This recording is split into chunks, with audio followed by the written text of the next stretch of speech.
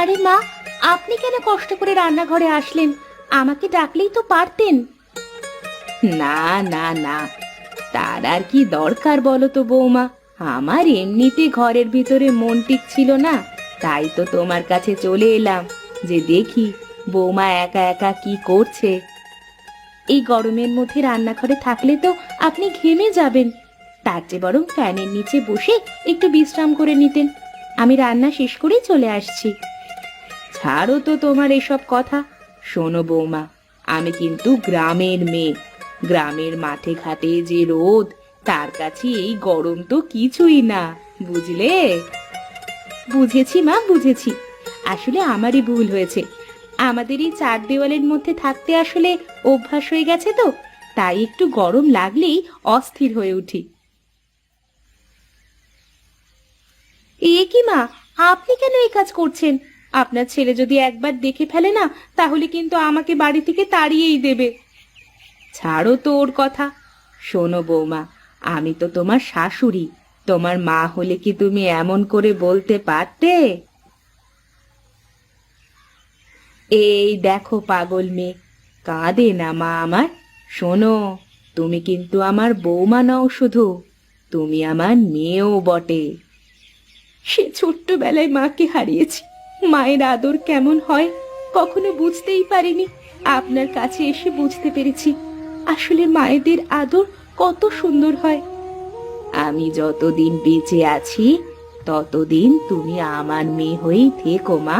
আর বাঁদরটা যদি তোমাকে কিছু বলে, তাহলে তুমি সোজা আমাকে বলবে, আমি ওকে ধরে কানটা মলে দেব। বৌমা, প্রকাশটা এখনো উঠলো না তো? যাও, তুমি গিয়ে একটু ওকে ডেকে তোলো, আমি এদিকটা দেখছি।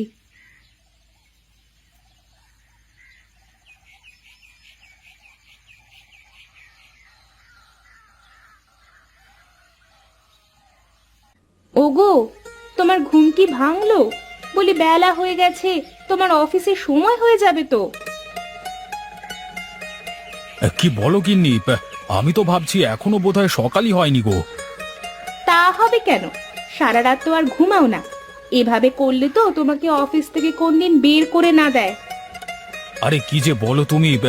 আমি কি এতটাই সস্তা নাকি যে আমাকে চাইলেই তাড়িয়ে দেওয়া যায়? হ্যাঁ, হয়েছে, আর নিজেই নিজের গুণগান করা লাগবে না।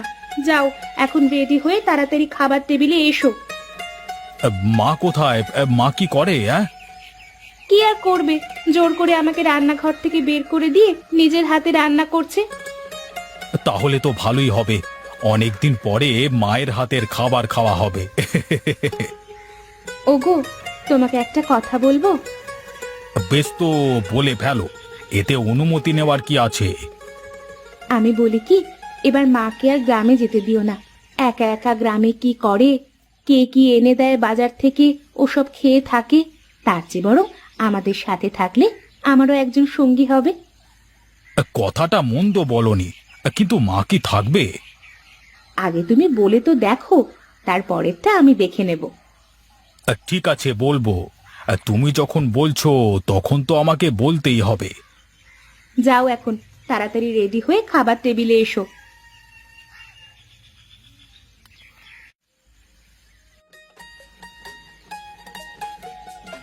আহা, আজকে রান্নাটা এত সুন্দর হয়েছে! কে রান্না করেছে? কেন, খাবার দরকার, খেয়ে উঠে পড়বি। কে রান্না করেছে, কেন রান্না করেছে, এসব শুনে কি করবি তুই? না মানে, প্রতিদিন তো একজন রান্না করে খাওয়ায়, কিন্তু তার খাবার খেয়ে না মা, আমার পেট ভরতে চায় না। হ্যাঁ, মনে হয় যদি তোমার হাতের খাবার খেতে পারতাম। মা কি সারা জীবন কারো বেঁচে থাকে রে বাবা?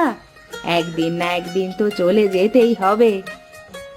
জানো মা, আমার না তোমার কথা সব সময় মনে পড়ে। মনে হয় তুমি যদি সামনে থাকতে, এক পলক তোমার দিকে তাকালে আমার সারাটা দিন যেন ভালো হয়ে যেত। পাগল ছেলের কথা শোনো। হ্যাঁ মা, আপনি কাছে থাকলে মনে হয় আমরা আমাদের মাথার উপর ছাদ খুঁজে পেয়েছি।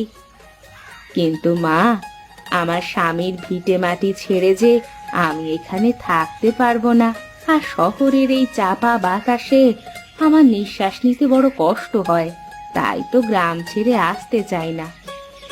কিন্তু মা, ওখানে তুমি একা একা থাকো, আমাদের তো চিন্তা হয়। তুমি আমাদের সাথে থেকে যাও না মা। হ্যাঁ মা, থেকে যান না আমাদের সাথে। আমি সারাদিন আপনার সাথে গল্প করব, আপনার মাথায় তেল দিয়ে দেব, আপনার মাথা টিপে দিব। আপনার ছেলে অফিস চলে গেলে আমরা দুজনে বাইরে ঘুরতে যাব। আমি অফিসে চলে গেলে রাধা সারাদিন বাড়িতে একাই থাকে।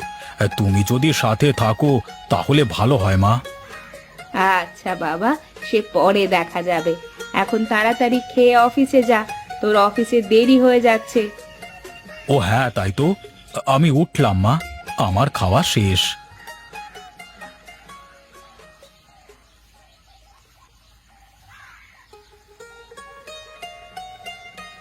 কি দাদা, অফিসে চললেন নাকি?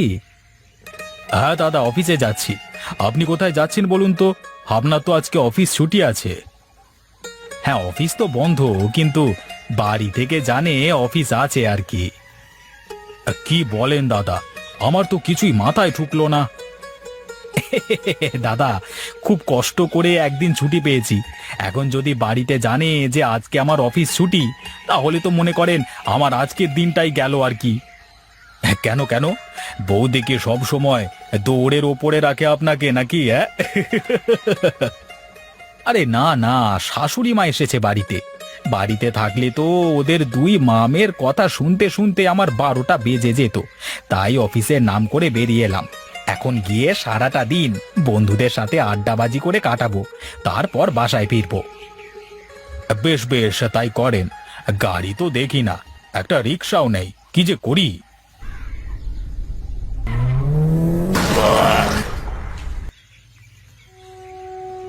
কি হলো মা? কি দোষ করেছিলাম আমরা? কেন হলো এমন আমাদের সাথে? কেঁদো না মা, কেঁদো না। ওর সামনে কান্নাকাটি করলে কি ওর ভালো লাগবে বলো? মা, আপনি বলেন, এখন আমাদের কি হবে? আমরা কিভাবে থাকবো? চিন্তা করে না মা, একভাবে না একভাবে ঠিক আমাদের চলে যাবে। তুমি একটু শক্ত হও। বিপদের সময় মানুষকে ধৈর্য ধরতে হয়। দেখো তো মা, কে আসলো বাইরে।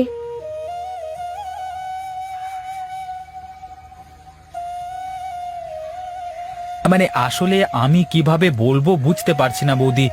অফিস থেকে প্রকাশদাকে একটা চিঠি দিয়েছে। এখন তাহলে আমি আসি বৌদি, আমাকে আবার অফিসে ফিরে যেতে হবে। দেখো তো মা, চিঠিতে কি লেখা আছে।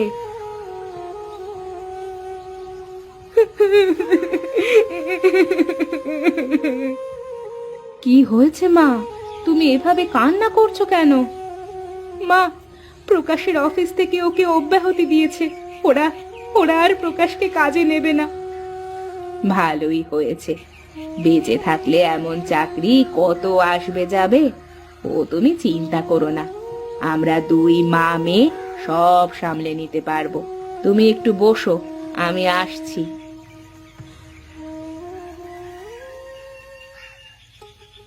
শোনো মা, তুমি তো রান্না বান্না বেশ ভালোই পারো, আর আমিও পারি। তাই এখন থেকে আমাদের জন্য যা যা রান্না করতাম তার থেকে একটু বেশি করে রান্না করব, আর সেগুলো হোটেলে বিক্রি করব। এতে করে যা আসবে তাতে আমাদের সংসার খরচ, প্রকাশের ওষুধ খরচ ও সব চলে যাবে। ঠিক আছে মা, আপনি যদি কাছে না থাকতেন তাহলে যে আমাদের কি হতো। শোনো মা, আমি ভেবেছিলাম যে আমি আর শহরে থাকবো না, কদিনের মধ্যেই গ্রামে ফিরে যাব। কিন্তু এমন অবস্থায় আমি যে কোনোভাবেই যেতে পারি না আমার ছেলেটাকে ফেলে। মা, আমরা যে এটা করছি আপনার ছেলে সুস্থ হওয়ার পর জানতে পারলে আবার কষ্ট পাবে না তো? না মা, ওসব নিয়ে তোমার চিন্তা করতে হবে না, আমি সব সামলে নেব। যাও, তুমি গিয়ে রান্না বান্নার কাজ শুরু করো।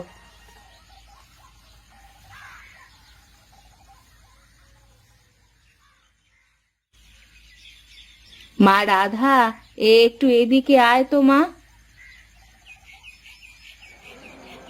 বলছি, খাবার কি আছে নাকি সব শেষের দিকে?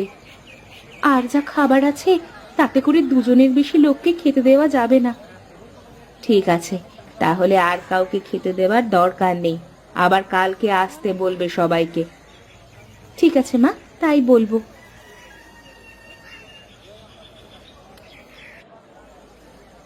আজ আর খাবার হবে না, অন্য জায়গায় দেখেন, কাল থেকে আবার খাবার পাবেন। মারে, সারাদিন কিছুই খাইনি।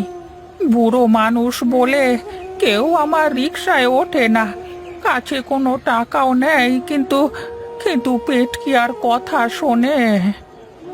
ঠিক আছে, আপনার টাকা দেওয়া লাগবে না, আপনি গিয়ে বসেন, আমি আপনার জন্য খাবার নিয়ে আসছি। মা, বেচারার কাছে কোনো টাকা পয়সা নেই, খুব ক্ষুধার্ত, ওনাকে খেতে দিই, বাকি খাবার আমরা দুজনে ভাগ করে খেয়ে নেব। ঠিক আছে রে মা। ঈশ্বর তোমার মঙ্গল করবে মা, তুমি এই অসহায় বুড়ো মানুষটাকে খেতে দিলে। দোয়া করবেন কাকাবাবু, আমার স্বামী অসুস্থ, সে যেন তাড়াতাড়ি সুস্থ হয়ে উঠতে পারে।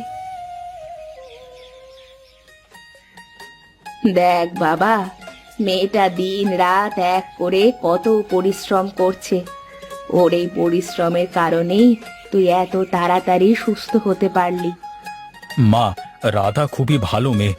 আমি জানি ও যত কঠিন সময় হোক না কেন আমার হাত ছেড়ে যাবে না। সত্যি রে বাবা, এমন একটা বউ পাওয়া ভাগ্যের ব্যাপার। শোনো, আসলে আমি আর মা দুজনে মিলে। থাক, তোমাকে আর কিছুই বলতে হবে না। মা আমাকে সবকিছু বলেছে। আর তাছাড়া আমিও দেখলাম, এখন থেকে আমি আর চাকুরি করব না। তাহলে কি করবে তুমি? কেন, আমার সাথে এমন দুজন রাঁধুনি থাকলে আমি হোটেলের ব্যবসা করতে পারবো না নাকি? হ্যাঁ রে মা, এখন থেকে আমরা দুই মায়ে পুতে রান্না করে দেব, আর প্রকাশ একটা লোক রেখে হোটেল চালাবে। আগে তোমরা যদি অনুমতি দাও, তাহলে আমি প্রকাশ বাবুর সাথে থাকবো, সব কাজ করে দেব। তুমি আর গিন্নিমা শুধু রান্না করে দেবে, কিন্তু হোটেলের নামটা এটাই থাকবে।